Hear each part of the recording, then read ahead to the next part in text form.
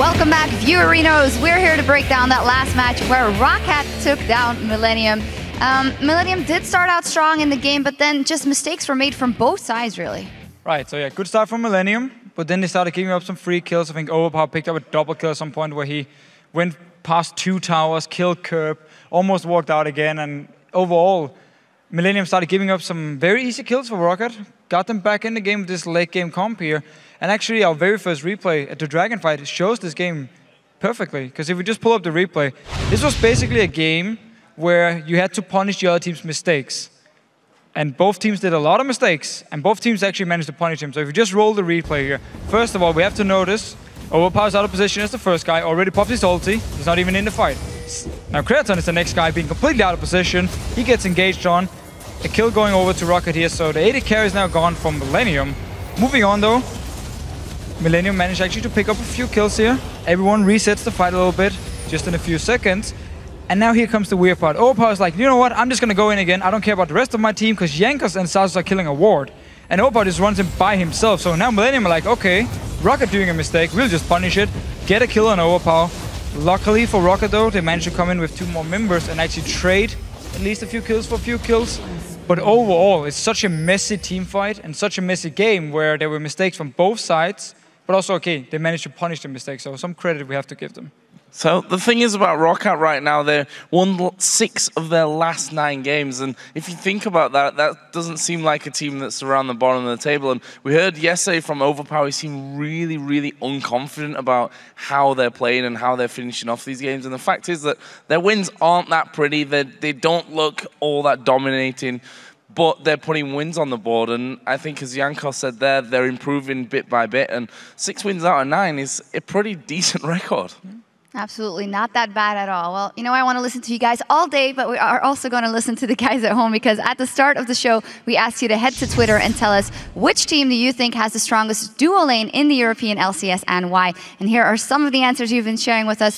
The first one is from @SaoPanda. Tabs and Nif, hands down. Nif's versatile playstyle and champion pool complements Tabs' ADC mechanics. Well, I guess that was the easy one to pick Alliance bot lane. Both of them playing fantastic. We often talk about how Nif and Tabs in their respective role are among the best, if not the best, in Europe at the moment. So yeah, we have to agree, of course. Yep.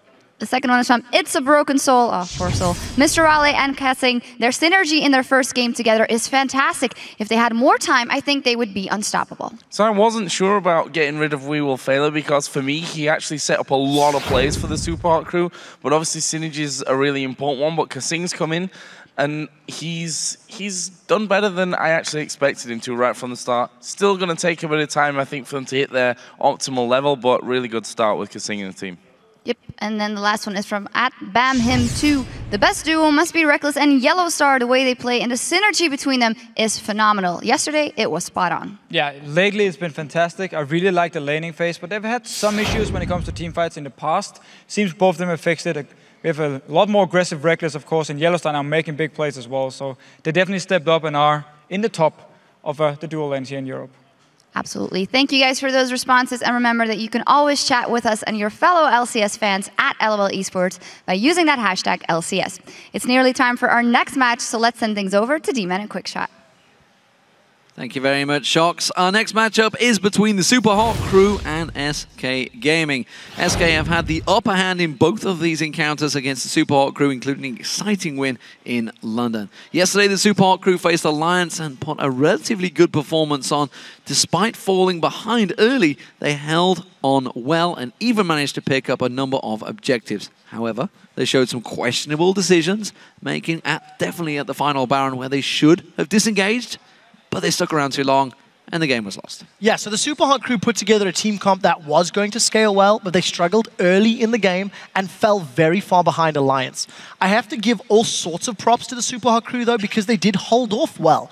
They pushed Alliance to the fairly late game, and they put together some good team fights. The man that I'm looking at to step up in the middle of the split is Impaler. If you contrast his early stats from earlier weeks against his stats from last week, you can see a crystal clear increase in total number of deaths. This can either be attributed to being punished or from making mistakes. And either way, Impaler needs to get back on track to help his team out. You haven't felt like he's been that great. And the problem is just those dubious late game calls, which you could argue lost him the game. The young upstarts of the summer split continue to show strong signs of life at all stages, but they also continue to demonstrate making mistakes against multiple opponents. Also, they put up a better fight against Alliance than SK did. Absolutely. Well, SK Gaming took down the Super Hot crew in London when they ranked Nocturne mid, and of course during week 1, where they bounced back to regain control of the game. We actually have a clip of SK taking down the Super Hot crew from week 1, which highlights SK's decisive play as well as Super Hot crew's questionable decision-making in the late game. Yeah, so if we can pull that clip up onto your screen right now. The two things I want to highlight. First of all, this is 45 seconds into the game. SK are being bullied away and bullied around. And unlike earlier today, they held out. They found ways to stay in the game, primarily through Jesiz. He's already killed SELFIE from a great javelin toss. And now, even though he's going to get focused down, it's enough time for Svenskeren to join the fight, and it's going to allow SK to defend their base. The thing that interests me and that is very impressive, this is 46 minutes on the clock. We're going to jump to a fight now in Baron a minute later. You'll notice there's super minions in the base. SK are going to lose their Nexus turrets. But because of SK's decision-making and team play, they punish the over-eager, over-aggressive Super Hot crew. Mimer went in alone. He had no support. SELFIE wasn't there. Look at the minimap. Super Hot crew are going in drips and drabs. This game was a game that Super Hot crew could have won because they had the lead. They had super minions down, but they bit off more than they could chew. They picked a fight with Gambit, where they bit off more than they can chew. They did the same thing against Alliance, rather. They bit off more than they can chew. And it's a symptom that Super Hot crew struggle with. Now, with SK Gaming, they were dominated by Alliance in the shortest game of the season. This is both for North America and Europe at 21 minutes and 1 second. It's a little bit of a burn, but the game, in fact, ended so quickly, Froggen couldn't even hit 300 CS, and it was a surrender. And that's not something I associate with SK Gaming at all. It's a bit harsh. From you, of all people. Well, since replacing the newcomer We Will Favor in week 5, the Super Hot crew's kaSing has been performing well mechanically, but Impaler is hoping that the team's new coach can level him up to the team's shot caller as well. Impaler had exams, and we didn't know it would take like that much time to get it all out of the way. Impaler approached me and he said that they needed a sub for LCS London. Me and Ray knew each other in person on kaSing, and we played on, I think, like 2 or 3 teams together. So I've known him for like 3 or 4 years now, and he's probably the best support in the UK. After I played like the first day, I got a lot of positive feedback from the team and also like fans and community. I still stayed in contact with SHC, and then Matt asked me if I'd want to consider trying out for a permanent position. So he actually managed to get OP support in his very first week in the LCS, when he was actually just subbing in for Super Hot crew, and it was mainly due to his Nami play. Baylor going more towards the front. He wants to cataclysm down. That's a good sign. The wave coming in. Counter dodges a bit of damage, but it's 2 coming out now. Make that 3 for Mimer. We've known each other for so long. We already trust each other, so whenever he makes a call, I'll follow it 100%, and whenever I make a call, he'll follow mine 100%. In order for me to get a 5-man ulti, it was also because of Impaler. He pretty much locked down Fizz, and then it was like pretty much a win from there. He's hitting the skill shots, setting up kills for his team, and that's why he got OP support.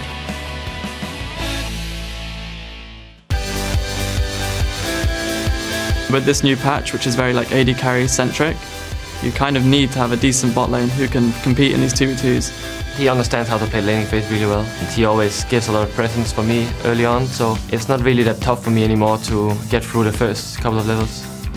And for me, whenever I've faced him in solo queue, he's always been a very mechanically strong player. How he is when it comes to decision making, shot calling, leadership, I don't know. I think maybe We Will Favor was a stronger player in that case. And that's what Favor bought. He had this 100% way of doing things. But now we've got our new coach. kaSing can be molded into a much better shot caller. During my time in Dignitas UK, me and Impaler were the main shot callers, so I want to kind of bring that into SHC. kaSing brings this kind of new element to the team that we can really improve a lot with, and me and him are going to work a lot on our shot calling ability together, and hopefully that's how we'll be a really strong and decisive team. I think, as we proved, shot calling is absolutely needed. Let's see if kaSing can bring it to them. Yeah, sure. and the synergy with Impaler is definitely going to help. Having a history, having a trust between them. You heard Impaler saying he trusts my calls, I trust his calls. We'll see if they have to call together or call louder to see what course of action happens. Yeah, of course. They used to say, whoever shouts loudest wins. Let's check out the lineups for these two teams. Over on the blue side, it is the super hot crew. That means Mimer's in the top lane, Impaler in the jungle, SELFIE in the mid lane, MrRalleZ as AD carry, and kaSing on support. And on the red side, it is SK Gaming, with Freddy in the top lane, Svenskeren in the jungle, Jesiz in the mid lane with CandyPanda, the AD carry, and nRated playing support. So our featured matchup will take place in the duo lane as MrRalleZ and kaSing face CandyPanda and nRated. We are only tracking stats from when kaSing joined the Super Hot crew in London. And as you can see, SK Gaming have more kills and less deaths while they are behind on assists. Yeah, so in terms of stats, it is actually a little closer than I would have thought. If you break it down further, CandyPanda has more kills, more assists, and less deaths than MrRalleZ. That's in terms of individual numbers. But MrRalleZ has got a higher kill participation for his team. So it just shows a slightly different style of play. It also demonstrates how much CandyPanda carries more for his team. And the reason I highlight that stat is the fact that you consider MrRalleZ as an integral part of the Super Hot crew when they're winning. Yesterday against Alliance, MrRalleZ, as well as kaSing, were much more passive, and they rarely got involved in fights. So whatever the reason, he needs to get stuck in against SK Gaming if he wants to pick up a win, especially considering nRated struggled earlier today, and SK's mindset might not be in the best of places after that 21-minute surrender. Yeah, you saw CandyPanda once he's called out, once he was way behind in lane from tabs. They surrendered. That's it. Couldn't carry that game. You guys at home, you've been voting for which teams will win today, so let's check in. See who you favored for this one. It is a 73% vote for SK Gaming. Of course, that would have been before the loss to Alliance this morning. Most likely. Those votes may well have changed. We're going to see you guys on Twitter in a few moments. For now, let's check out these pick and bans. Yeah, and with our featured Twitter question of the day, you know, which duo lane do you think is the strongest and why? We can see between these two, you know. Absolutely. CandyPanda and nRated have done a lot of good things. And in the spring split, I liked nRated pulling out some different supports. His Galio was fantastic. I mean, Kale support as well. Kale support pulled that one out. I think it's much stronger with the Hurricane and other lanes. Yeah. But in this particular matchup, I doubt we'll see anything super exciting. But the Nami, the Zyra, those are definite possibilities. So here we go, ladies and gentlemen. Pick and bans underway for game 3 of the day here. 6 games in total today. First ban gonna come through. Slight delay. We're seeing which way they're gonna go with it. Taking their time. They are. This is a lot of discussions going on this one. They've let the clock completely run down. It will be a ban, and it will be on Ziggs in that mid lane. So Aatrox is another consideration against Freddy. We've seen Kale banned out against Jesiz multiple times. If Kale is available, SK Gaming will pick it up. Kale is also a champion that the Super Hot crew have run in the past. So we need to see which team is going to pull the trigger and get rid of that one first. Well, saw Twisted Fate slipped through the cracks earlier than Alliance managed their first pick. We'll see whether SELFIE can manage to get his hands on that one. Of course, Yasuo was definitely the champion he's done well on. That's been removed. There is the Aatrox ban. I wonder if Super Hot crew just looked at Alliance earlier and thought, you know what, those bans are all right. I don't see why not. Force Freddy into something a little different. See if he wants to play as Renekton. Is now defeated in the Summer Split. 4-1 is his record. He can pull out something like Irelia, which he's done in the past. But I think Kale, Kassadin, Lee Sin are probably preferences. And if Super Hot crew don't ban Kale on this next round, they may be wanting to pick up either Kale or Kassadin on this first rotation of picks and bans. And, I mean, look at the discussion. SELFIE's really having a lot to say here, so you have to think it's going to be a mid lane champion. Well, remember Mimer had Kale in London and went huge on his team. 13 kills in that game for him, picking up triple kills left and right. See, the discussion clearly is being well thought out. It's Orianna. Jez has played that one against Alliance early on. That leaves a couple of things open. Jax, Renekton, Kale all out there at the moment. As you mentioned, the LeBlanc. There's the Evelynn. That leaves Kale open alongside Jax. Will they first pick it? So if they do go for the likes of Jax or Kale, and Svenskeren locks in the likes of Lee Sin, which is what we can realistically expect, I don't think that's too bad for the Super Hot crew, because Impaler has run Job in the 4th in the past. You can say whether you like or dislike the pick, he's done okay with it and he's picked up wins with it. It is definitely something that is in his repertoire of jungle champions. And considering that the priorities are off the table, we've also been hearing a lot of whispers and mumbles about the likes of Nocturne or Vi in the past. Ooh. So those are options as well. Didn't even think of the Cassing slipping through the cracks. And that has been first picked. It does mean that Kale's going to go across to SK Gaming, it seems, for Jesiz, as well as Svenskeren getting his hands on Lee Sin. Couple of strong champions getting through into this game. Oh, late game is already a decisive factor here for these mid lanes. And Jesiz and SELFIE have actually both played games of Cassing in the past. They've both played games of Kale in the past. The question is, what does Impaler run in the jungle? Elise, Evelyn, Lee are off the table, so he has to go to next tier. Skarner's up and open as well, and another champion that we've been hearing whispers of. Teams have been playing it in scrims. Whether or not we're going to see it in the LCS remains to be seen. It is available, and we just need to see what Super Hawk are going to prioritize. Ironically, it was Jesiz that had the Cassing against Super Hawk last time these teams met in London. Of course, SELFIE that time ran Nocturne, this time around Morgana getting through. Will kaSing be picking that one up? And more importantly, will it be a Lucian for MrRalleZ alongside him, or the Cogmore? Well, the Nami is still available as well for kaSing, and his Nami bubbles and tidal waves were just phenomenal every time we've seen them. Going to opt to go for that Morgana this time around, and we're going to see another Cogmore today. So with Lucian available, Caitlyn available, trending away, at least today, in Europe in Super Week, and again, just more late game scaling. If Cogmore Cassing get more built up and more scary, there's a worrying combo that could be put together. Will we see Zyra Ashe? That's what I'm wondering. Getting excited. I am. Look, there's Zyra, there's Ashe. Look, Ashe is locked in.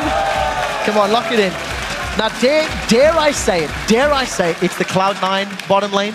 No, because it was Korea before Cloud9. Touché, but they popularized it in the West, and in terms of the LCS teams, I would definitely say Cloud9 were the most successful Western League team with the Ashe-Zyra combination, and again, late game scaling. The utility and the kiting power that Ashe will offer you will be very good at also potentially locking down Cassidy. You're going to have a stun, you're going to have a root, you're going to have knockups. So if SELFIE doesn't pick the perfect time to engage, he's going to be in trouble. Waiting to see what Super Hot Crew lock in here. I'll find the top lane. Jarvan's such a good idea because sense it's a top laner we're waiting for as well. Kale's got no escape. Zyra's got no escape. Ashe has got no escape. This is a Jarvan pick that can lock in multiple members of SK Gaming. And if you combine that with some of the AoE or the damage that Cassidy could put down, and potentially this Rise of whoever the top lane is going to be, I actually think that's a pretty good combination. The one thing that Super Hot Crew have done once again, like they did yesterday, it's a late game team comp. They fell behind against Alliance and they ended up losing the game. They can't afford to do the same thing because of how much control SK has. If somebody gets caught out, intervention's going to save them. So Super Hot Crew have to pick the perfect time to engage to get through that, and get through Zyra, and get through Ashe stun, and get through Lee Sin disengage. So a lot of intelligent plays have to come down from the Super Hot Crew. Yeah, hell of a lot of appeal for SK Gaming. Freddy lost his 100% win rate on Renekton earlier on. Let's see if he's going to go for something different. Aatrox, of course, was banned away, and as he mentioned, I die a lot on that champion, so I don't think SK are too worried about that one. One, is he going to play in the top lane? Holy moly! That's not what I wanted to see.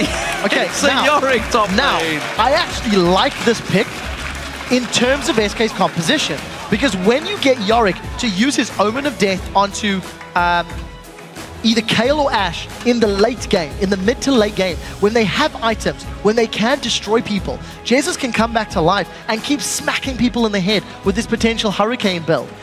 Ashe, if she gets, Phantom Dancer or Static Shift plus Infinity Edge, can start getting a lot of damage down with those auto attacks, and it does give you that extra lease on life. Is it exciting to watch? Maybe later.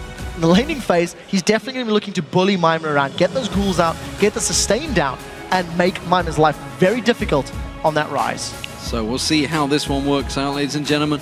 Could be an exciting matchup, that's for sure. A lot of damage on both of those teams. We'll see how it develops as the match goes on. And now, of course, that you've seen the lineups, which duo lane landed the stronger champions? Tweet hashtag Super Hot Crew win, SHC win, or SK win for SK Gaming, of course, to @LOL Esports And we'll check your votes in the game. Of course, it's a Zyra-Ashe combo versus a Kog'Maw-Morgana combo for the Super Hot Crew. They filled very different roles, the AD carries. In that, Kog'Maw is just pure upfront damage. He wants to be sitting in place and just become an artillery machine, destroying whoever is in front of him. Ashe, on the other hand, is a lot more about kite and fight, a lot more about getting those frost shots down, those volleys, moving around the battle. But when you've got a Cassing that jumps in your face and a Ryze that theoretically runs you down and a Jarvan that locks you in, it gets much more difficult. So a lot of pressure on Candy to be in the right place at the right time. Here we go, ladies and gentlemen. Game 3 of the day. It is the halfway point of Super Week. The Super Hot Crew start out as the blue side with that Cassing in the mid lane up against SK Gaming, who themselves have the super-powered Kayle. And Super Hot Crew have got 2 teleports. So SELFIE and Mimer looking to have those globals. It is 4.10, so just remind it, plus 40 seconds on cooldown if you do throw to towers, which just means it's a little more punishing if you get bullied out of lane early on. And no looks of lane swaps yet from either of these teams. I think the Ashe Zyra, the return to Ashe Zyra, and the fact that Super Hot Crew is such a late game team comp could actually work for CandyPanda. It'll be quite difficult for Super Hot Crew to punish them unless they commit all of the teleports. And if they commit all the teleports and it doesn't work, they're going to be very far behind. Well, Ashe is absolutely a champion that CandyPanda has a lot of games on his belt. Of course, he's been around in the game since Season 1, back in Game.D, alongside nRated back then. Back in the... was it alongside nRated? I think so. It wasn't nRated, it was... Oh, I'd be lying to you, but the Ashe mid days, I mean, that's how long CandyPanda has been playing. Was he Nif? It was with Nif. Advantage to kaSing as he puts down the Tormented Soil. Get some gold back. Bit of a dance-off as MrRalleZ is having some fun. And we are going to have head-to-head matchups. So I expect a somewhat similar, levels 1 through 4, where Kog'Maw may have a slightly difficult time against Ashe and Zyra. But then once MrRalleZ gets some of that living artillery, Biocane Barrage leveled up in his W, he can then start poking down from range and trying to force CandyPanda and nRated backwards. Oh, kaSing starting out, getting his gold early on, getting the Tormented Soil down at level 1, which gives him that gold advantage. MrRalleZ taking some early poke out there. Can he return that damage on towards nRated? nRated clearly coming out on top in that exchange. Yeah, definitely. And it is something that Kog'Maw's going to have a slightly difficult time with until he can outrange his opponents. Tabs did in the previous game, or game 1 of the day. Fell behind fairly early, but then made up for it later. So I want to see if MrRalleZ gets more involved. Against Alliance yesterday, he was very passive, and it was somewhat uncharacteristic. We'll see, of course. CandyPanda faced a Kog'Maw for Tabs in the first game of the day. That didn't go too well for him. He knows exactly how these exchanges will work out. Question is, can he counter it? The junglers, we haven't seen too much of them. You can see they've both gone and got their first buffs, double buff being picked up shortly, and both actually down in the lower half of the jungle. Yeah, a big CS difference already building in this mid lane for Jesiz. 12 to 6. And he's obviously going to outrange SELFIE whenever he puts that Righteous Fury down. So we have to keep an eye on that. How negatively affected is SELFIE? In addition, how negatively affected is Mimer? Because they've both got difficult lane matchups. Sven is sniffing around bottom, but I think this is an optimistic gank. The only way I can see it working is if they tower dive and a Grasping Root lands. But MrRalleZ has got flash, has got heal, and obviously if nRated is taking that poke, that's not really going to give them the confidence to go under the tower. Well, they're going to make their way up towards the top. Svenskeren will find Impaler. Impaler don't think wants to fight this one. Svenskeren instead will use his smite and steal away the big raid. So again, small advantage, and just, it's the little things that count. SELFIE still only 6 CS down, so 1 minion wave behind. And that's really the story I want to keep tabs on, because I think if Super Hot Crew can put themselves in a position where Ryze and Cassing are on equal footing to, Yorick and Kayle, it comes down to decision-making in team fights, because SK have got so many save my life buttons. Omen of Death, Intervention, Dragon's Rage Kick, Strangleforce. Like, SK have got such a good reactive team comp.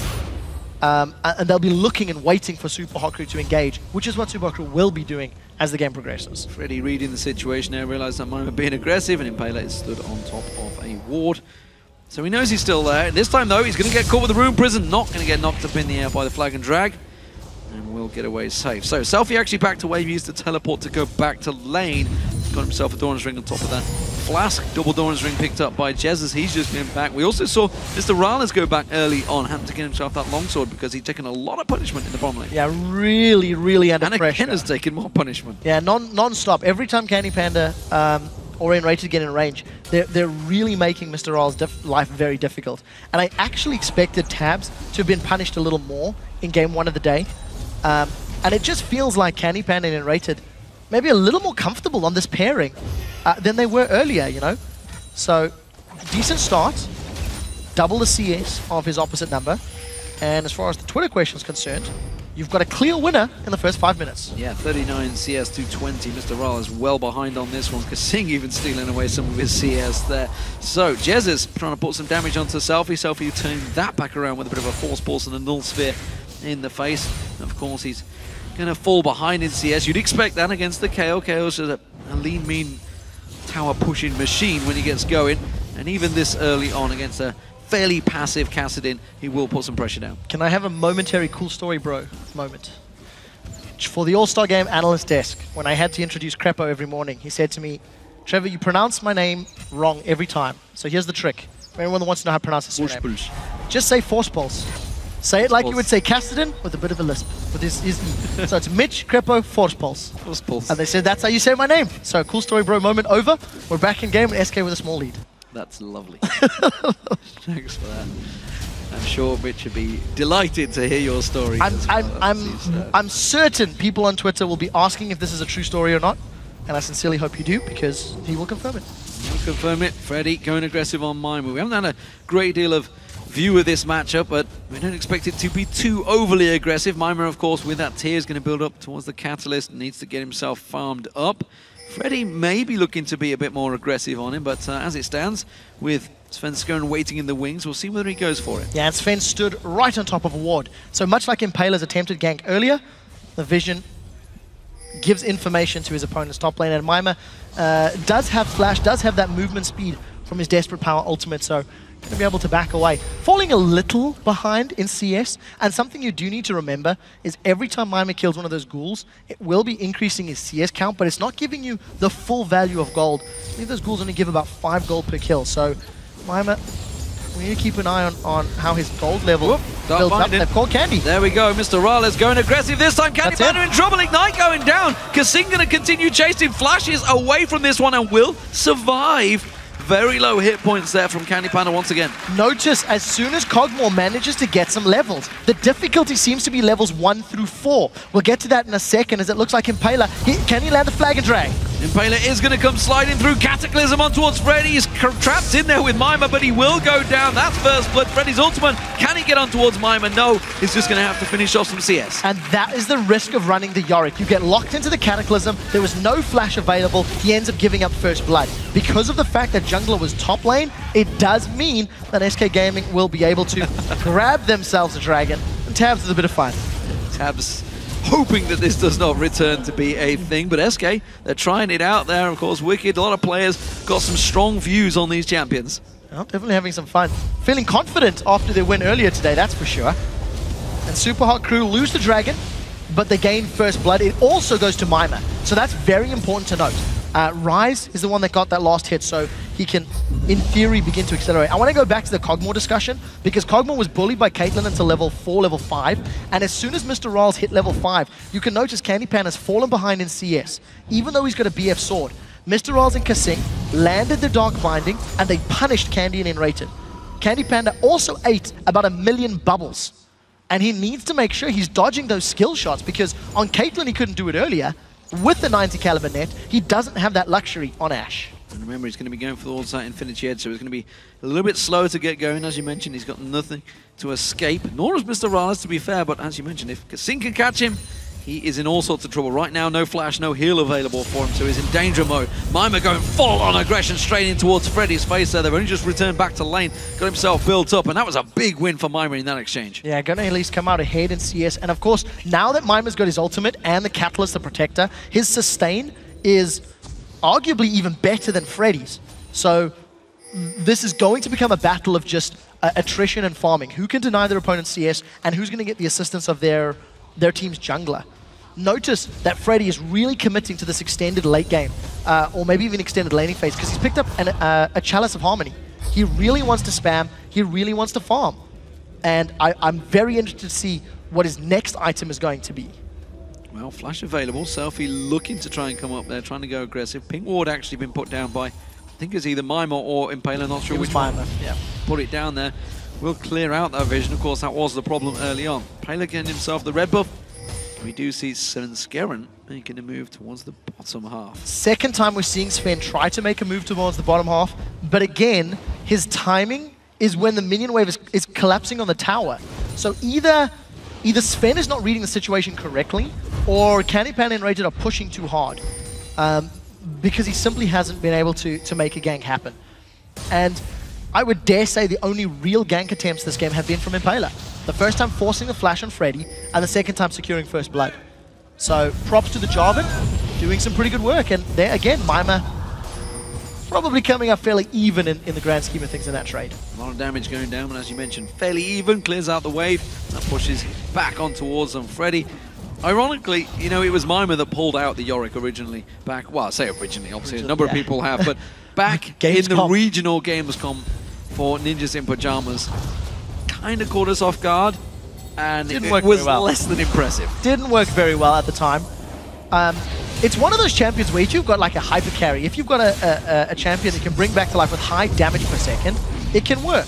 And, you know, an auto-attack centric Kayle or an auto-attack centric Ashe in the late game, I can actually see it working.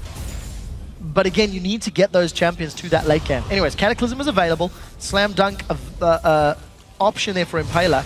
He wants to try and impale Freddy. But unfortunately, tower's going to go down. Well, forces him to get away from that one. Flash burn out there. Now they're going to put pressure on, but meanwhile this is all happening. SELFIE is having some serious issues in that mid lane. You can see he's trying to keep Jesiz at bay, but Jesiz already taking down that mid turret, just hammering away towards it. Svenskeren coming around the bottom lane. He can go towards kaSing. kaSing already low on health. Will he catch? No! Tug binding. That's going to slow things down. Quick going to go on towards him. They're actually split all over the place here. Svenskeren's in trouble. kaSing's actually soloing him down. The minions are on him. The range minions can kaSing chase coming around the side there. So he does have the support of Jesiz, but Svenskeren losing out in a straight up fight to a support. Yeah, wasn't able to get in range. It was such a good dark binding from kaSing to prevent Svenskeren making anything happen. So the teleport from SELFIE ends up saving a further dive or the tower. And because of the presence in the bottom lane, it meant there was nobody to help Freddy out in the top lane. So Super Hard Crew invest a lot.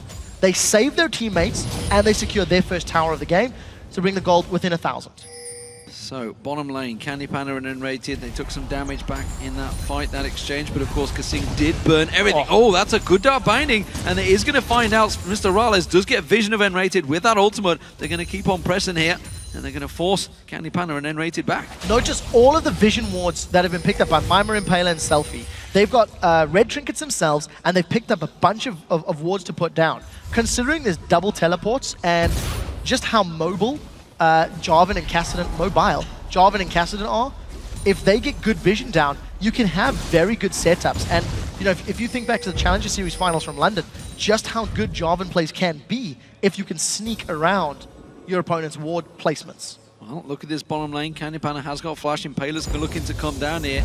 You can see MrRalleZ. He wanted to clear out those minions very quickly to put pressure on, try and get it on towards the tower, but CandyPanda stuck around, and he is going to get rewarded with those minions. Yeah, and for Super Hard Crew, the mid to late game tower dive prospects are very low. Oh, they're going to go on Jesiz. A lot of damage on him. Quickly getting out of range of the tower as well. Intervention has burnt out. Impaler with the Ignite running down. It's taken low. They have to back out. That's a good 2v1 for Jesiz. Yeah, not too bad. Intervention, Flash, and Ignite was burned. So if you compare resources committed, Super Hard Crew come out ahead. Unfortunately, they pick a fight and lose it before Dragon spawns. So this means that Super Hard Crew are going to have positioning as well as grouping as well as the opportunity to pull Freddy down. Mimer's actually just got his teleport available, so a contest could happen, and Impaler's going to be late to this fight. kaSing simply going to have to throw down his Tormented Soil. Tormented Soil. I don't think they're going to steal this one. Oh, here comes Mimer. He's going to go straight in towards the team. They're going to lock on towards him. Does not manage to catch it. CandyPanda throws the arrow out and completely missed. It went too early. But Freddy gets the kill on Mimer nevertheless, and then they just go straight back into the Dragon. Yeah, Super Hot Crew needed to collapse around Mimer at a faster pace, and it couldn't happen. Impaler's thinking about this. He's gone in, doesn't get it. No, and that's going to be the death of him as well. It's not going to get out. Good grasping route there from nRated, and that will be the kill. SELFIE's not going to be able to take this turret down. The Super Hot Crew are slowly slipping away from this game. Both of those kills land in Freddy's back pocket, so his slightly odd build is going to come to fruition somewhat quicker. And what I like about SK's team composition is just every time Super Hot Crew want to make a play, you've seen how powerful intervention was. In 1v2, Jesiz saved his life. Super Hot Crew teleport into a team fight. nRated just put Stranglethorns down. No one else can commit and get involved or get in range. So SK will always, in my opinion, have the advantage when they've been jumped on, as long as they are grouped, because they're going to have all of these spells and abilities to positively react to Super Hot Crew's aggressive plays. Well, CandyPanda's got his Infinity Edge completed before MrRalleZ Blade of the Rune King. That's a problem. Yeah, 20 CS advantage, 2 assists. To be fair, CandyPanda got a strong early lead, a very strong early lead. You know, he was 20, 30 CS up for most of the game and has continued to keep that advantage going. So, well played to Candy. Blade of the Rune King just completed by MrRalleZ, so small momentary advantage. But it's going to come down to whether or not CandyPanda gets caught. If CandyPanda can kite MrRalleZ with Frost Shot and with volleys, he should be able to, you know, put more damage down. But if he does get caught, Blade of the Rune King plus percentage on MrRalleZ is very high. Boots of Swiftness booked up by Jesiz. We haven't seen that one for some time. Of course, that's going to help out with his E. CandyPanda trying to sneak around the side, kaSing not letting him. And at the moment, it is a small stall as the lane phase closes out, and of course Super Hot Crew, they can do with it going a little bit longer here. They've only just turned those Rod of Ages in from Catalyst, so they're going to take a while to stack out here. You can see this mid lane, SK Gaming, they're focusing once again, and all four members moving in. The arrow is going to catch on towards SELFIE. Will they follow through in it? No, they're going to focus on Impaler instead. They kick him in. He has to flash away. Svenskeren now locks up. He's got no one to safeguard to. He goes down. Yeah, Svenskeren goes way too deep. Doesn't have the support of the rest of his team, and he goes up. That's a good flash from CandyPanda this time round. Soul Shackles from kaSing will back away. Taken very, very low. MrRalleZ can't really chase on towards this one, and SELFIE hasn't really got the manager to go engage. No teleports from either of the top laners, so this battle is going to continue chasing out. If kaSing or nRated land the crowd control, that could be the go signal. Impaler's looking for the flag and drag, and Super Hot Crew, they're not done yet. Oh, wow! Jesiz just blows up where he stands. Didn't get a chance to use intervention there. Now CandyPanda's in trouble. He's going to get caught out. Flag and drag. It's a double kill picked up for MrRalleZ. They can close on towards nRated. Will they dive? It seems they won't, but nevertheless, it could be the tower for Super Hot Crew. And just like that, the damage from Cogmore is really going to skyrocket. The 2 kills and potentially the tower is such a good turnaround. Super Hot Crew fell 5,000 gold behind Alliance, would win a key team fight, bring the gold within touching distance. Then Alliance yesterday would pull ahead of Super Hot Crew. Let's see if Super Hot Crew have learned from yesterday's defeat and avoid falling further behind now. Well, Mimer's keeping this top tower alive. He's barely been touched by Freddy the whole time he's been away. Meanwhile, Freddy, of course, he's got no backup, but he's still feeling very confident in his top lane despite Super Hot Crew clearing out that mid. So, second turret of the game for Super Hot Crew. SK, of course, taking their own. And this is going to open things up. The bottom laners starting to get their power spikes on. You just saw MrRalleZ when there were 2 explosive kills. More importantly for SELFIE, Cassing starting to get rolling. And we still know, despite the changes, how strong a Cassing can be. Yeah, I want to see what he builds, because we've seen full tank Cassidans going, you know, Frozen Fist into Iceborne Gauntlet to Frozen Hearts and similar builds. And I'm also interested to see a Brutalizer picked up for MrRalleZ. He really wants to get a mid-game spike. If he's going for a Ghost Blade, it's slightly different to what we're used to seeing, because Blade of the Rune King into Trinity Force into Eye-Edge is something that's, you know, dare I say standard on Cogmores, but we don't see them frequently enough to even use that term. that abrasively or that strongly. So I want to see how he itemizes and also how effective it is. You know, throws down that Bioarcane Barrage, throws down Ghostblade, gets the range, gets the attack speed. Could synergize quite nicely. Make sure, of course, CandyPanda, who played Kog'Maw the other week, got caught out a few times. This time around, he's going to be looking to catch out the Kog'Maw with that arrow from Ash that can throw out there. Continuing defense, Mimer in that top lane. He's getting fed CS, honestly. He's constantly being pushed up against him by Freddy. Has fell behind a little bit in farm. Trinity Force now completed by Freddy in that top lane, so he's looking to go full-on melee damage more than anything in their faces. Yeah, hasn't gone tanky yet. So maybe looking to be a split pusher and try to duel somebody that gets in his face. You know, I don't really know, outside of team fights, bringing Kayle or Ash back to life, what Freddy's objective will be. But he's got sustain, he's got slow.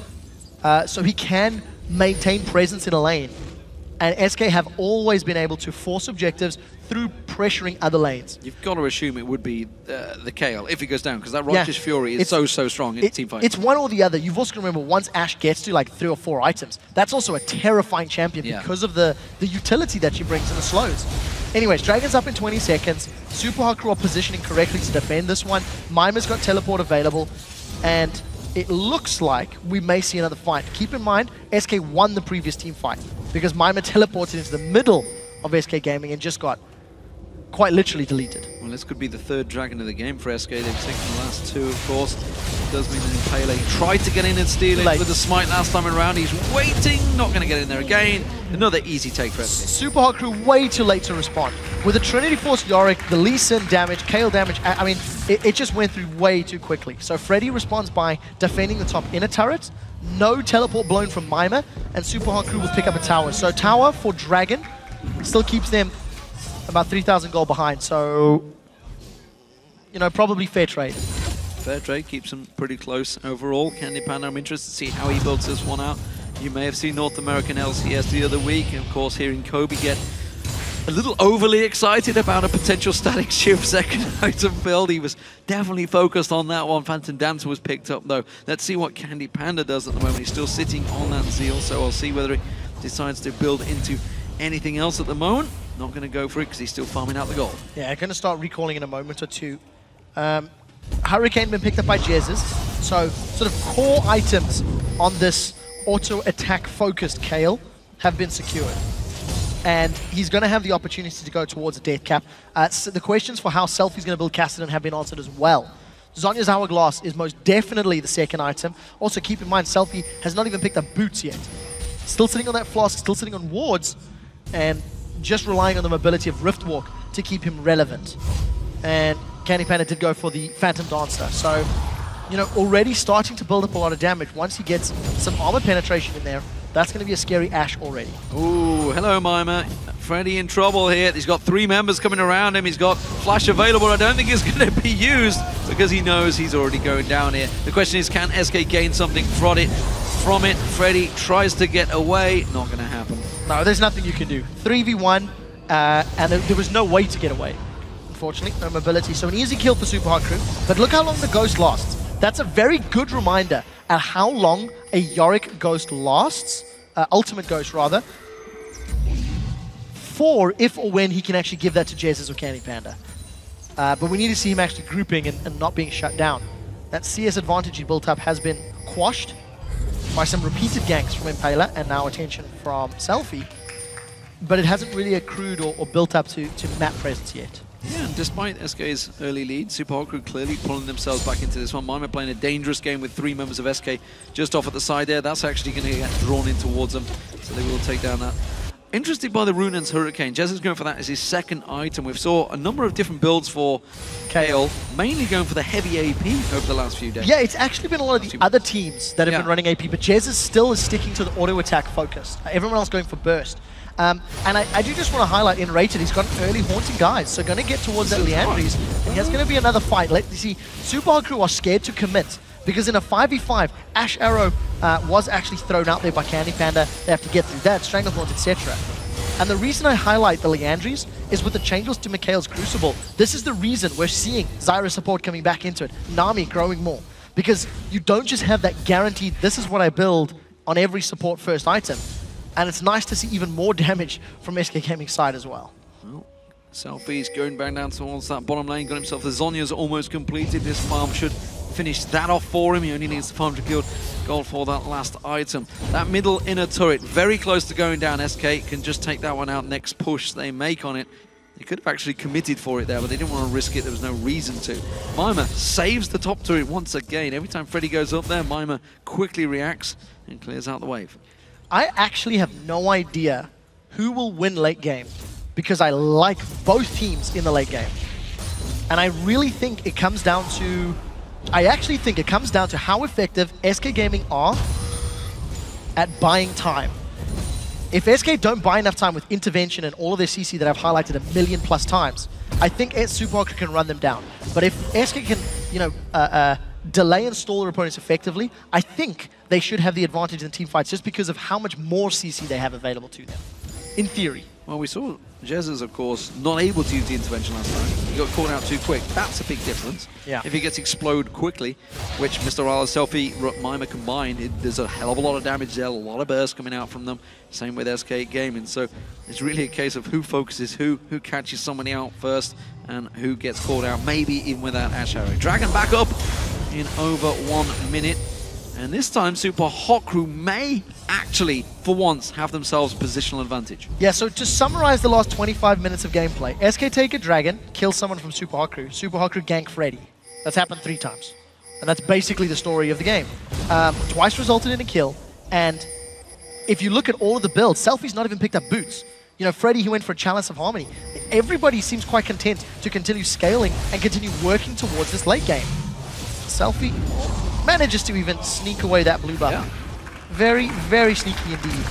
A little bit of a misplay considering Svenskeren actually had Smite, but he lost vision of the buff, so you don't have vision, you can't cast. Oh, that's a whiff! The arrow whiffs out there, and Super Hot Crew bats on it. CandyPanda caught out. Intervention used very early on by kaSing. Their Soul Shackles will lock the CandyPanda. He's going to go down. Now he's going to be Jesiz trying to run away from this one, but Super Hot Crew forced them away. It was a support for an AD carry. Super Hot Crew clearly in the advantage. Such a difficult situation for CandyPanda. He got locked down by so many abilities. The Flash Binding caught him out. Then the Soul Shackles from kaSing, that locked him down as well. Super Hot Crew have opted to focus down the tower because they can get the tower and peel back for the dragon, and they're not done yet. They're trying to force SK away. They've got to get this inner turret. SELFIE may have gone a little too deep on this one. They're going to collapse around him, but Svenskeren's now caught out. He's got to try and safeguard away. The Cataclysm! Cat's on towards him. Freddy comes back around. He's got a lot of damage, and Impaler may well go down from this one. SELFIE trying to work away. MrRalleZ in the background. He's going to take down nRated. Comes back around. Locks back on towards Freddy. Svenskeren gets exploded as well.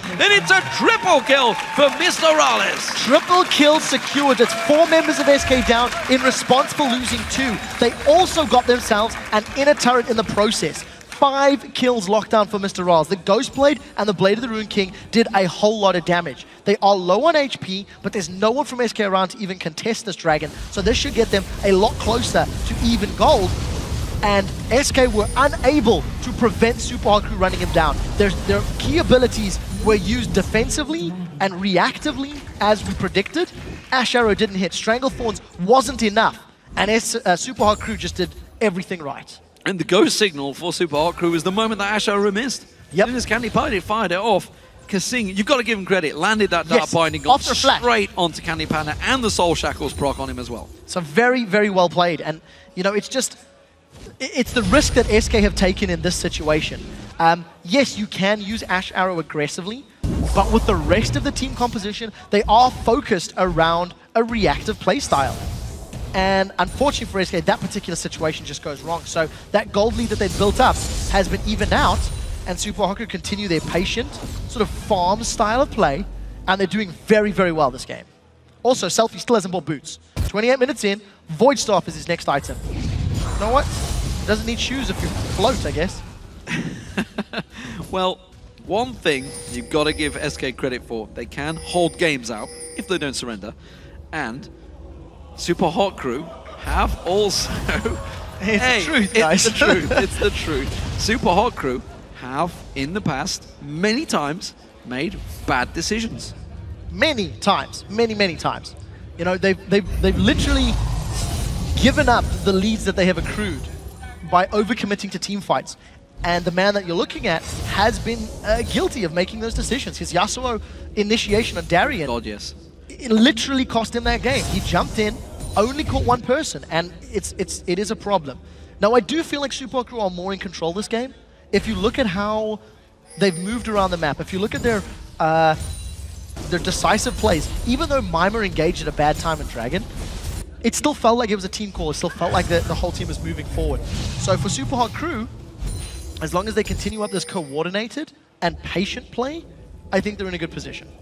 Super Hot Crew are making moves towards this bottom turret. Impaler almost caught out, does back away. 5 members though, Super Hot Crew going to push on towards this one. Dart Binding goes through, doesn't land a target. Of course, CandyPanda now with that Banshee's Veil, making sure he doesn't get caught out a second time. Super Hot Crew, they've got a bit of tower pressure here. They can keep on poking, especially if MrRalleZ can land them ultimates. Yeah, very quickly, notice that CandyPanda grabbed that Banshee's Veil. He needs that to be popped. The thing is, against the Cogmore, it's actually very easy to pop that Banshee's Veil. Just spam those living artilleries, and then you can let the Dark Binding go in. On the same token, MrRalleZ picked up the Fura upgrade boots, so as long as he's auto-attacking with range, with his Bioarcane Barrage, he can then continue kiting. Sven is caught, but I don't expect Super Crew to tower dive. It is a scary prospect to go underneath the tower against this team comp from SK.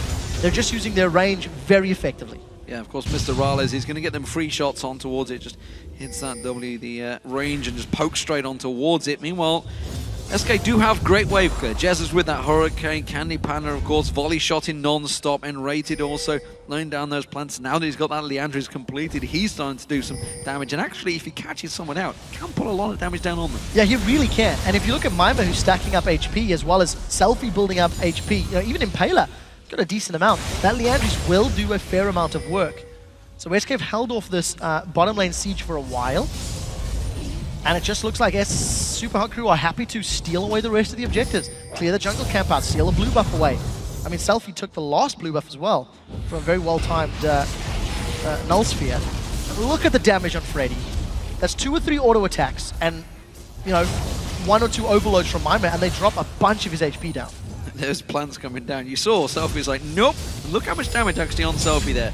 That was only nRated. Well, nRated's got a lot of damage. He's not a mage. He's not built like a support. Yeah, he steals some gold, or he accrues some gold from that Frost Queen, but he's just built full mage. So this is the problem that Super Hot Crew have now. They stacked up in the bottom lane.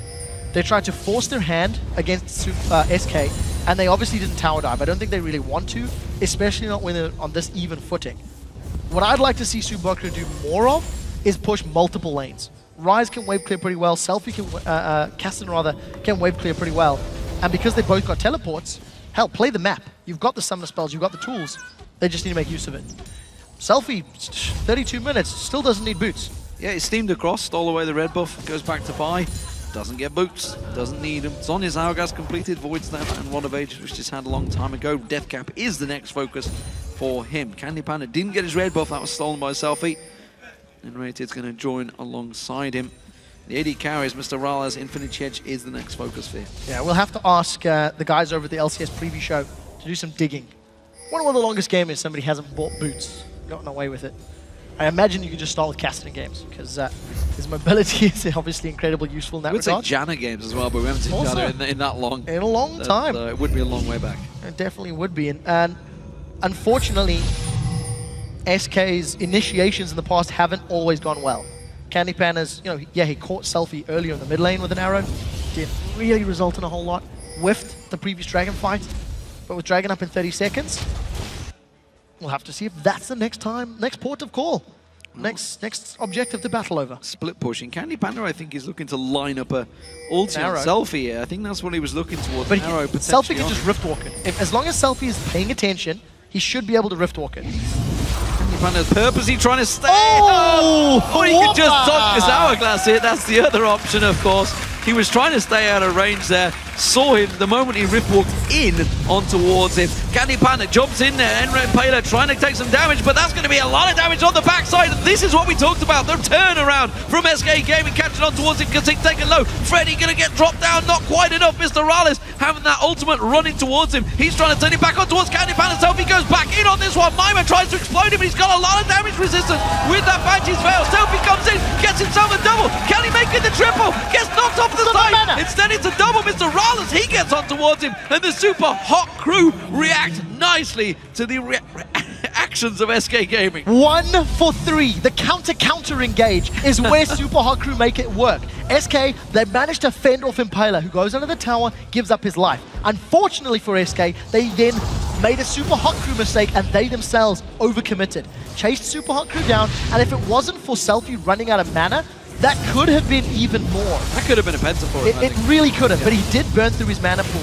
And this is the threat of the tower dive. Even though the Ash Arrow had not been, or had been wasted, SK Gaming are so split up.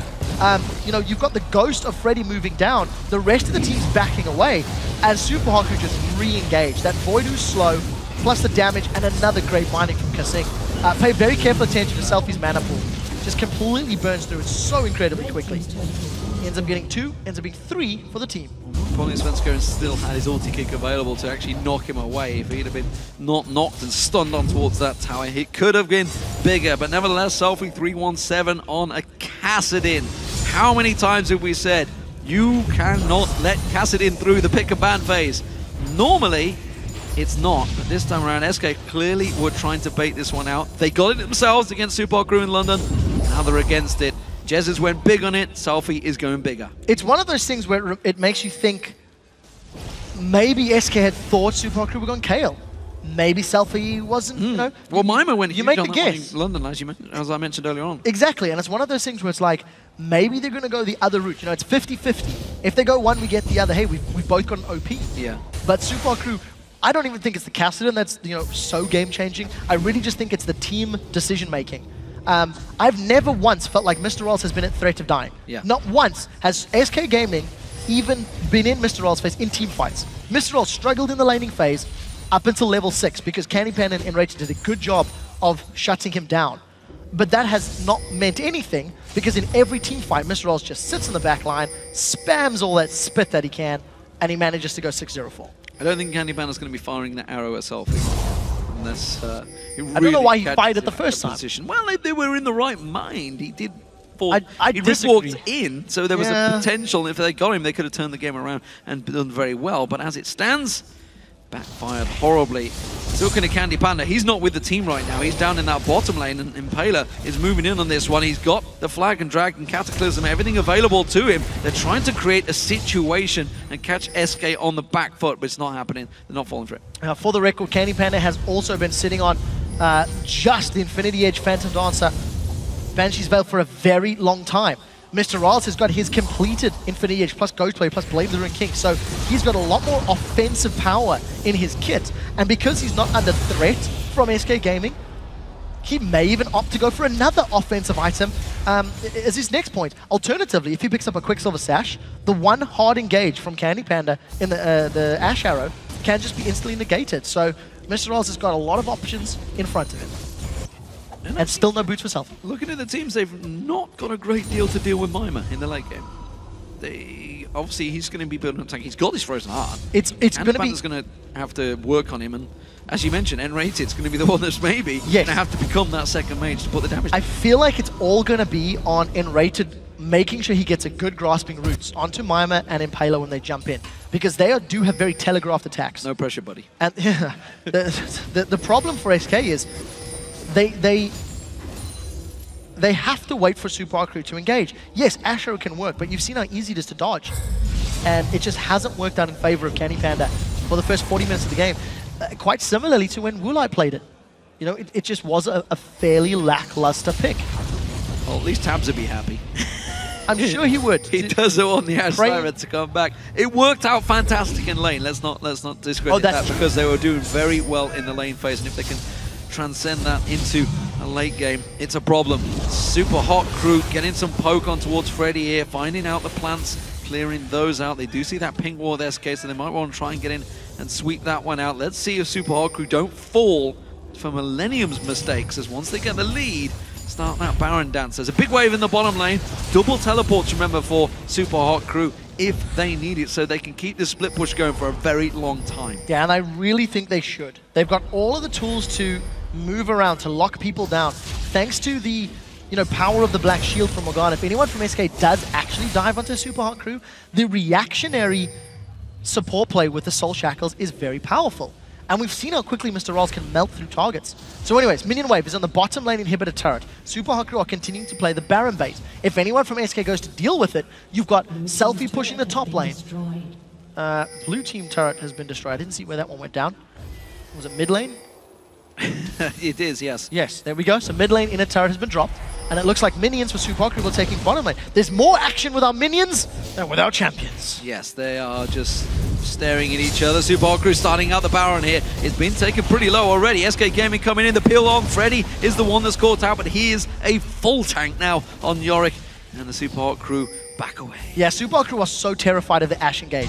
Part of the reason they haven't overly committed to they're going to go. They've just seen Mimer, SELFIE in the top lane. SK immediately react to this one, rushing down the mid lane. Teleport is available if he needs to get back there quick. Super Hot Crew are so split. Push it. This has cost Super Hot Crew games in the past by being split up and making bad decisions when under pressure. Now SELFIE's going to get this top inner turret, and he may need to teleport to the middle to defend this one. Well, they're going to try and defend it out, but the Kayle on towards it. The Ashe arrow goes across, but it only catches on Mimer and kaSing. Teleport coming in there. nRated taken incredibly low already. You can see Mimer belting in towards them. nRated got out the side. Svenskeren goes down. nRated taken low. SELFIE quickly caught out there. That's going to be another kill. It's Kayle doing the damage from Jesiz. Now Mimer's peeling off the side. Where are they going to follow on towards it? CandyPanda locks down MrRalleZ. He explodes. And currently it's a pretty close matchup. Jesiz is going to have SELFIE just off of the side there. SELFIE can turn back on towards CandyPanda any second now. And Jesiz knows about this one. He can try and put the damage back on towards him. Quickly flashes away from it. SELFIE looking to riff walk on towards CandyPanda. Where's he going to go? Good volley on towards him. SELFIE has still not got the boots on towards him, so he can't chase back in there. That's going to be the teleport. Freddy joining back in the fight. SK peel off. Mimer peels off. And they all disengage. It's a 2-for-2 fight. 2-for-2, but Super Hot Crew got the top inner turret. Part of the reason that ended up working so well for the SK Gaming is exactly what we talked about with the Yorick ultimate being thrown down onto CandyPanda. He got a lot of additional auto attacks down by being alive and having his ghost there. And because Super Hot Crew were very split up during the course of the fight, it allowed SK to focus the right target at the right time. And this is the mistakes that Super Hot Crew have made so many times, that they've made even against SK Gaming all the way back in week 1 of the split. Super Hot Crew just under pressure, not making the most decisive, most impressive late game calls. Say what you want about SELFIE's build, he's got a hell of a lot of damage, but if you can't get close enough because you don't have boots, you can't use it. That DFG didn't even get fired off in that fight. Zhonya's Hourglass did, but as it was proven, he couldn't chase down CandyPanda, kited for days. Yeah, Mikhail's Crucible has actually been finished off by Freddy from that Chalice. So he's opted to go for a little bit of a support item, and there's actually one picked up for nRated as well. So they really want to make sure that they can, heal people up, get them out of the Dark Binding. And when you consider that the Dark Binding and the Rune Prison are the only real hard CC outside of Cataclysm that can hold SK down, that's very, very smart itemization.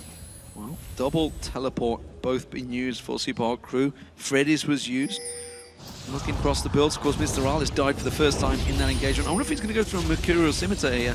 I would think so. On the buildings of it, he could, of course, switch across, maybe go for Banshee's Veil. Jesiz got him Banshee's Veil completed as well. SELFIE down the bottom lane. As I mentioned, no teleport available, no boots on him either.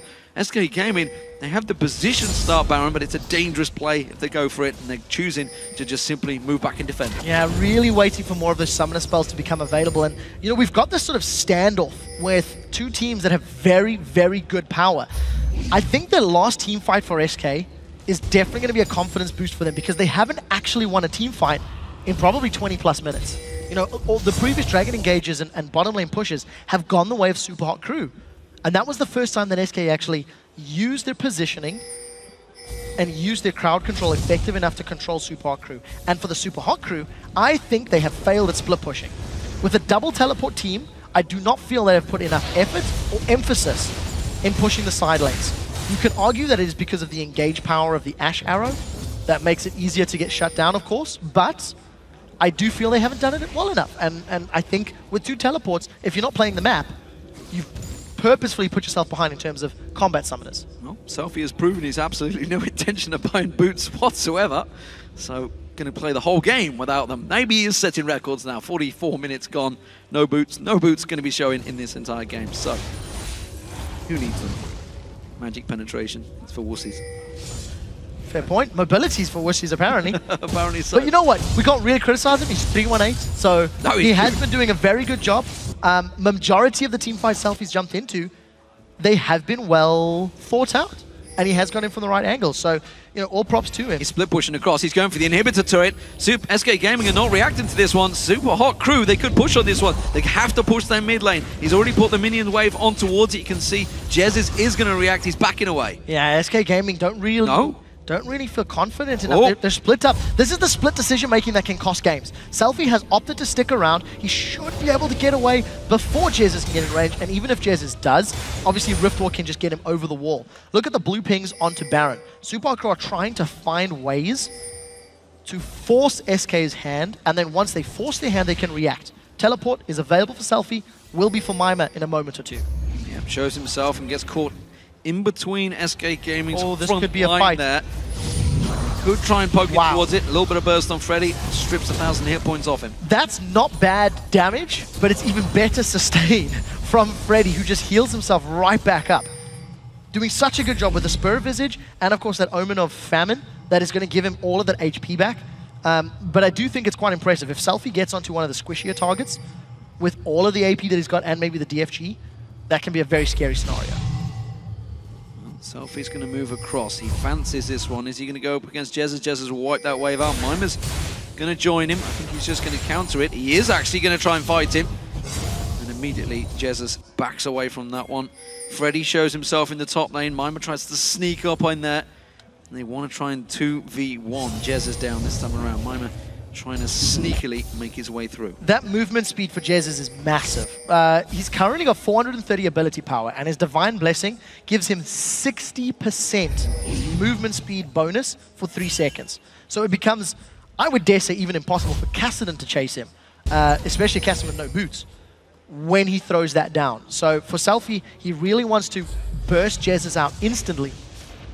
And I think for the first time we're seeing Super Hardcore try a split push. You know, SELFIE was pushing bottom lane. Mimer appears to be chilling for the time being, making some s'mores. He's been stood around for a long time down there. I don't know what he's doing. He's just checking out the view. Waiting for Summoners Rift 2.0. Looking like one day I'll be able to look over the edge of this side of the map. Still there. I mean, there you go. He's not even like, you know what it is? Subtle. He's miming a fight. Oh. See what you did there. Yeah, that was next bad. level stuff, that one. That was pretty bad. Neither team's committed enough to make any play. And they're both... Can we say Roccat Millennium? No, I don't think it's that bad because there's a little more commitment to moves. But the reason we're not seeing it in this matchup is SK's team is reactive and scary when they get forced into fights. Super Hard crew are not confident at forcing team fights unless they know key ultimates are down. If they know the intervention is not available, if they know Stranglethorns is not available, I think they'd be willing to commit. They're going for it. Baron, Peel, going in towards it. Impaler takes a peek, steps out. SK Gaming haven't peeled. That inhibitor turret's being forced on. We're going to see the teleports. They've got nowhere close by to teleport into. Mimer and Impaler going to get caught out. They can get the jungler down. It would be a good start for them, but they can't get it. They have to go back on towards the Baron. The Baron back on 11,000 hit points. That inhibitor turret's going down slowly but surely. That will drop. It's going to be a Baron for an inhibitor turret. The inhibitor will go down as well, but it will be the Baron. Teleport way too late. nRated all over the back there. He's going to get taken low. Can the Super Hot crew clean up here? That's the question. They are going to dive in towards it. nRated actually gains hit points because he gets caught out. SELFIE having to hit that Zhonya's. He's only going to focus on the support. Now he realizes he's got to try and get away from this one, but SK Gaming are collapsing on towards him. They're suddenly grouped up. CandyPanda gets himself 1 kill on towards SELFIE, but There is a big minion wave in their base that they have to go back and deal with. That inhibitor did not go down though, and Mimer's going for the inhib. So they're going to be end up trading for a Baron for an inhibitor. Mimer should be able to secure that one. SK Gaming have decided to keep pushing on. They've got a few minions left to play with. In terms of the team fight, Super Hot Crew got completely controlled. They couldn't get the kill onto CandyPanda, and a last-second Summoner Heal plus Divine Blessing from Jesiz kept him alive. If this inhibitor falls, SK are going to be much further ahead thanks to the Baron buff, and they're going to get out cleanly. Impaler's thinking about going in, decides against it. Didn't have Cataclysm available or Flash, so would have been a dangerous play. Freddy defends out. Nexus turrets are safe, but it's an inhibitor for both teams going down. But the Baron buff for SK, we'll see what they do with it over the next 4 minutes. Yeah, I feel like Super Hot Crew were forced to make a decision, and the fact that they had not made a play or pushed the map for a prolonged period of time may have forced their hand in going for that inhibitor push. They end up getting the inhibitor, so you know that's fantastic because you've got super minions, but now they have to deal with super minions of their own, and they have to deal with their opponents with Baron buff. But that's two team fights back to back that SK Gaming have won. So confidence is definitely, and momentum is definitely swinging in their favor. So Super Hot Crew though get themselves the dragon, which keeps them in the gold lead now. It's going to be very tight for the less. We're talking close to 80,000 for both these teams. And as you can see, both these teams fully laden right now. Mid laners, complete items. AD carries, complete almost items. MrRalleZ hasn't quite finished off Banshee's Veil, which it seems he's heading towards now. It was a Bloodthirster, by the way, that he went towards. Another, more lifesteal. And considering how many auto attacks MrRalleZ is planning on getting down with his Eye Edge, with his Blade, it kind of makes sense to just get even more sustained because he may be able to lifesteal through whatever damage is being put down on him, especially if he finds himself, you know, in a duel with Ashe, for example, who has not as much lifesteal, obviously, with just the Blade of the Ruined King. But if you compare CandyPanda, you know, 20 minutes ago, thanks to the farm, thanks to the objectives, thanks to the Baron, he's now equal damage, dare I say, with MrRalleZ, arguably more armor penetration, and SK Gaming are just going to sneak a tower. This is what I was hoping to see from the Millennium Roccat game earlier, moving around the map, catching your opponents unawares, and literally face-tanking a turret because you got there first, you had better positioning, and you had enough itemization to get safely through. So a very smart play from SK. Well, SELFIE's pushing that top wave still, keeping the super minions at bay, and SK Gaming could take full advantage. This inhibitor turret will not take very long to take down, but look at that. MrRalleZ putting the burst back on to Freddy, but look at the heal that comes out of Jesiz. Puts him straight back up there. Mikhail's also used out from him, and quickly he regains all that hit points. The Baron buff is still on him, and SELFIE is back. There is another Mikhail's available for nRated, so if somebody gets caught again, nRated can save them. Nevertheless, the important thing to note is SELFIE's bought quite a lot of time. By shoving out those super minions in the top lane, it's going to allow Super Hot Crew to continually defend this bottom lane. But look at that heal on Freddy.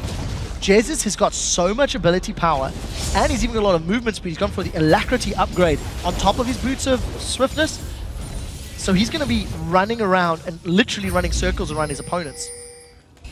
Look for the super minions in the top lane. When they get to base, I think that's SK's signal to look for another fight. SELFIE's back to way, cleared that middle wave again. CandyPanda looking to maybe try and sneak around the side of him.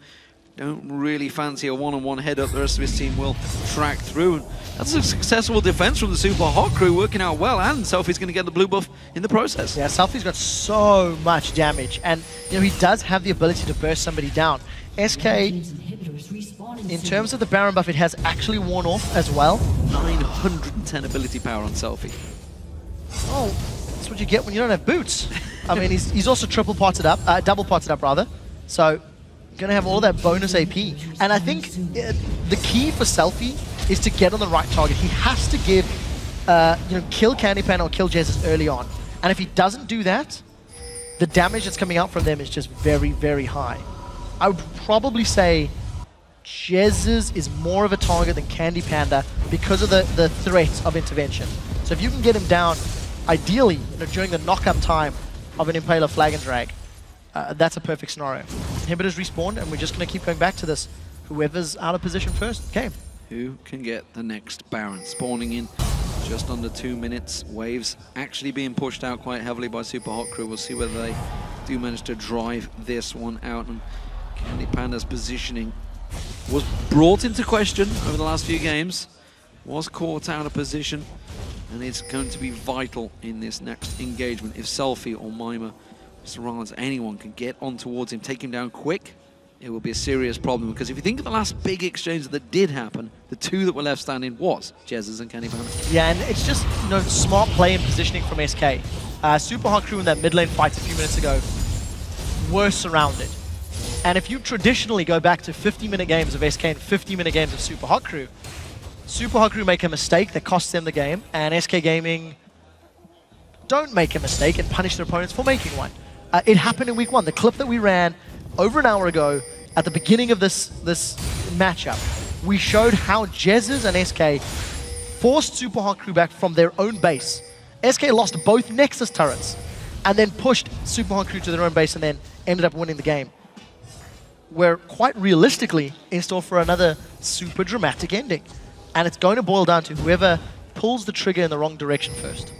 One thing I would possibly maybe level at SK is with a 72-second cooldown on that arrow, why are they not firing it more often?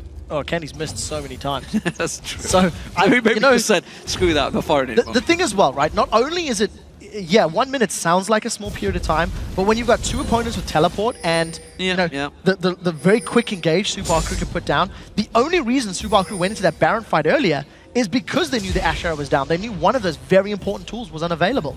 So, face check from Impaler. He's caught out. Oh, there is the arrow. It doesn't really do the job, though, because he'd already slid away. And the Black Shield was up as well. He's very low on hit points coming into this fight, though. There's the Scrying Orb. They have full vision. They know that the Baron is being started out. Freddy's actually getting focused on him. Not too sure exactly why. He's the big full tank. Impaler goes deep on this one. Cataclysm going in. SELFIE follows through there. There's the burst damage that we're talking about. Impaler gets dropped down. He can see kaSing trying to lock on towards him. Soul Shackle's being used, but he's just going to get focused on Jesiz with a quick swipe of his blade. Does the damage. CandyPanda locks on towards him, but look at this. SELFIE tries to sneak back around the side. Now he's taken low. MrRalleZ gets CandyPanda down, and the rest of SK are actually backing away. MrRalleZ, untouched around the side, can continue chasing. SELFIE hasn't got the movement speed to collapse on towards him, and it's a 1-for-1 AD carry for jungler. So at the end of the day, MrRalleZ being left untouched yet again is the determining factor for the Super Hot Crew. He was sitting on the backline, spamming out all of the damage all day long.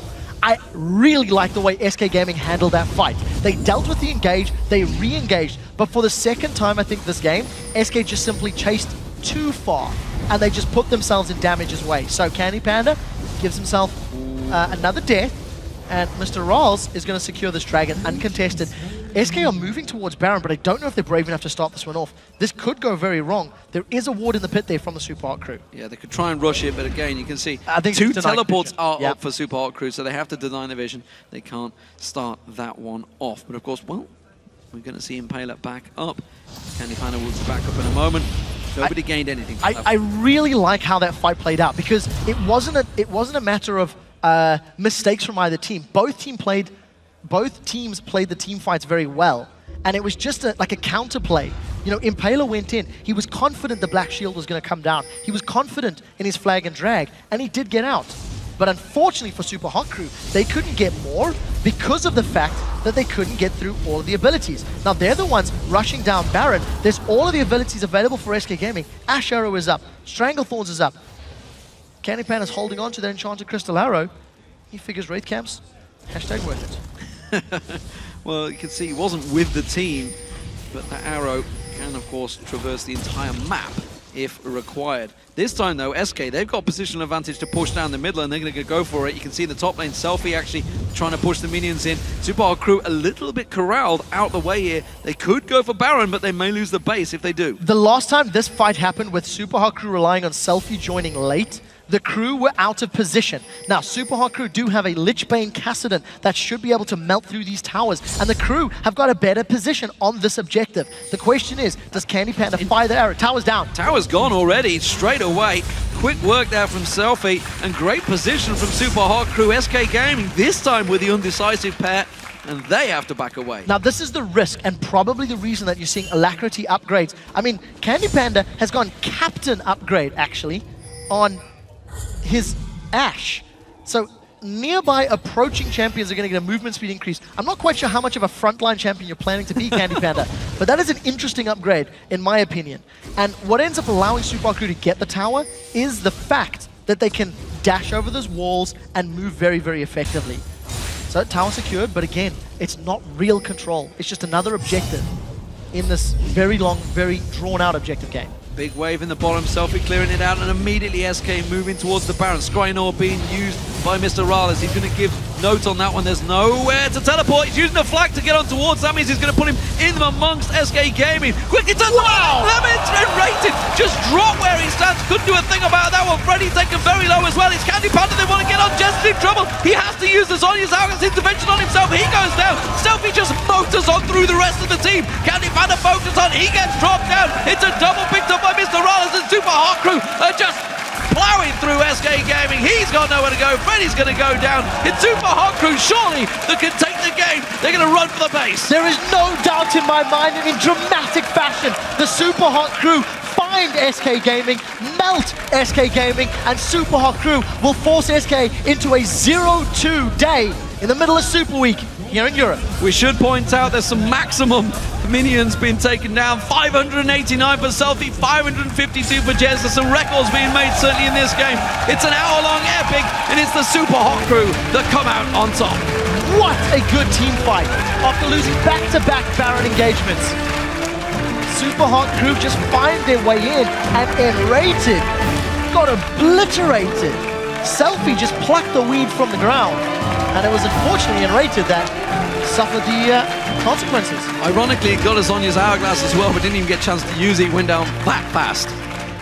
And when you got a, what, 900 ability power, 875 ability power in the end outside of the flasks, Cassing, that's going to do a lot of damage. And again, so many times it gets proven in the LCS. You let Cassing through, you're going to have a bad time. Moral of the story, that's for sure. And it's one of the... It's actually ironic that it was on SK who used it against them back in London. Week 5, Super Hot Crew felt they had a counter in Nocturne. It failed. It went 0-6. Now, what are we, week 7? And SK Gaming feel they have a counter, maybe Kale or whatever the combo was, get Kale and Lee Sin. It failed. It didn't work out. The thing that I like most about this game is both teams fully understand their opponent's compositions, and I think Super Hot Crew can still learn from this. Their wave management in the side lanes and the split pushing was not up to standard. They've done much better in previous games, and I expected them to do more with double teleport. But on the same token, they respected the Ashe, they respected the Zyra engages, and they did play a little more safely. So, it's super interesting game and a lot to talk about. A rough Super Week for SK Gaming, that's for sure. Yep. Not a good day today, 0-2 today after that. Demoralizing loss maybe to Alliance. Who knows, maybe that was playing on their minds as well going into that game. Overall though, another long one, that's for sure. Hour-long epic. This time around, a lot more action involved, and again, it came down to a bit of a Baron dance. These teams in Europe, they just keep on doing it. Yeah, and the problem in this scenario, where I'm going to be more lenient on the Baron dance, yes, definitely. It is so difficult to dive SK Gaming because of the comp that they'd put together. Super Hot Crew never wanted to run the risk of jumping into a team fight under an objective, and even didn't want to do it at Baron. I mean, you've seen they tried to defend their own tower, they lost. Tried to fight around Baron a few times in that mid-game, and they fell behind. This time around, they got the right angle. And very importantly, SELFIE got onto the right target. So that Stranglethorns wasn't a big deal. The rest of the team picked the right targets. And MrRalleZ, again, with just great positioning on his Cogmore. Yeah, teleporting onto the flag, straight out, straight back in. Yeah. Doing a lot of damage. And who needs boots, ladies and gentlemen? That's the question. Hour-long match, don't buy boots. No, and it worked out. And, you know, it's really funny because it's one of those risks that you take, right? I'm not going to buy boots. But when you see your opponent's top lane Yorick picking up a Chalice of Harmony, you're like, well, I'm pretty sure he's in this for the late game. And, you know, everybody just seems super content. Look, we'll just wait. We'll get to 5-6 items, and then we'll see who's got the better team fights. And in this case, it was a risk that SK took, and it was Super Hot Crew that came out definitely with the better team fights. Yeah, definitely a great fight between them. A lot of items being picked up. Anything surprising maybe that you saw in amongst the builds there? I mean, not particularly. I mean, stood out to you. Yorick, the build order was quite interesting, going Trinity Force, then into tank, and then obviously picking up the Mikhail's Crucible. Was not anticipating that on a top lane Yorick, but considering the only real threat was that Dark Binding or the Rune Prison, it actually makes perfect sense. So in the grand scheme of things, bog standard itemization, I feel, marring the boots. Well, it was a fantastic ending to a very long game, that's for sure. We're going to go over to the main stage, or tell a lie, over to the analyst desk with Shox Deficio, who are standing by with kaSing. Thank you very much, D-Man. First off, kaSing, congratulations on that victory after a very long game.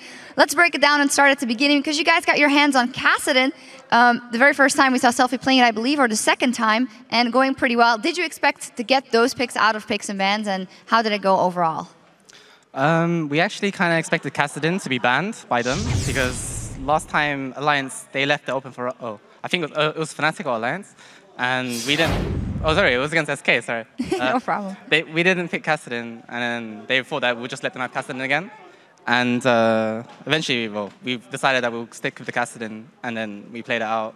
We had late game with Cassidy Rise, and then eventually we just snowballed it and went on with the win.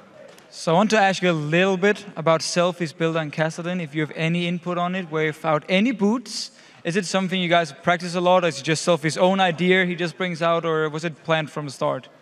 Since I'm a support, I'd never really comment on any other people's builds or what they built, because maybe he needed a certain item before he could do anything in the team fights, because he really needed the Zhonya's in the second team fight we had, and there was having Zhonya's is like there's a huge impact that he can put out in a team fight. Yeah, and we do actually also have one of your team fights. If you just pull it up on the screen, it's our replay here. And obviously, you guys are sieging up here. You're 10-5 at the moment. And looking pretty good for you guys already. You're scaling into the late game. And if you just start rolling the clip here, you can talk it through a little bit. You guys sieging the tower. It's actually SK Gaming starting fight after Impaler goes in. Well, basically, we said to engage. We wanted to force their flashes. And then we wanted to disengage back because we had like 3 champions that can snare, Hog Slow, or Morgana Q. And then we re-engaged back in with Cassidy. Like, we knew that Flash, Ashe didn't really have Flash. And then I hit binding on Ashe, and then we eventually just cleaned up with Cassidy. And what did you actually think about the comp from SK Gaming, with Yorick, with Kale, and of course the Ashe Diver bot lane? We actually expected Freddy to go Kennen, because apparently Mimer like looked at his rune pages before the game and then saw a Kennen rune page. And following up on that, of course, playing versus that Ashe, Zyra Tabs was tweeting how annoying it is. But you guys did decide to stay in the same lane as it. Why was that? Well, I think Ashe Zyra is like the most annoying bot lane ever, like over Caitlyn Nami, because Ashe can always poke you, and Zyra can always poke you at the same time with plants and Q. So, I don't know, we just played it safe. We didn't really go for any kills. Now, obviously, you played a few weeks in the LCS. You played in London from the big crowd and everything. What do you take from LCS so far and your own performance the first few weeks you've been in the LCS? I think my performance has been quite shaky, actually. Like, I'm not really happy with my current performance. I think I can do a bit better. Regarding Thing and Super Hot Crew, it's kind of interesting because I used to play in another amateur team, and the switch over from an amateur team to LCS team is really huge. Like, just drafting pick bans on how to engage with, or how to team fight in general. There's a lot of things that is different. A learning curve, but you're doing very well right now as well, I should say. So if there's more to come, that's very, very good. Thank you very much, and congratulations. Thanks for talking to us. Now, we're about to take a quick break, but we'll be right back for our next match where Millennium will face Gambit Gaming. Stay with us for that in 3.5.